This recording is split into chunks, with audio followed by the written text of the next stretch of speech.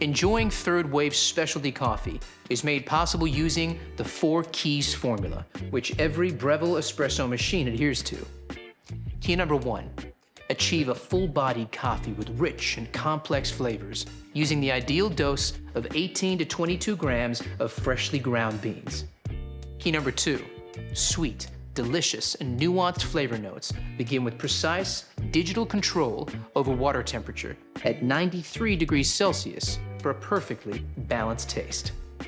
And key number 3 starts with low-pressure pre-infusion, followed by a high-pressure 9-bar extraction process delivered via our 15-bar Italian pump and overpressure valve. The 4th and final key is about getting that silky, velvety microfoam, only possible with high-pressure steam. See our Latte Art for Beginners video to find out more. Achieving the perfect espresso extraction is based on a number of factors you need to monitor and adjust regularly. Here's a barista to explain how it's done.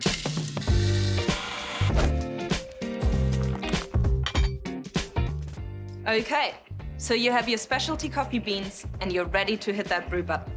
Let's take a closer look at some extraction results you might come across and what adjustments you need to make to consistently create that balanced espresso shot.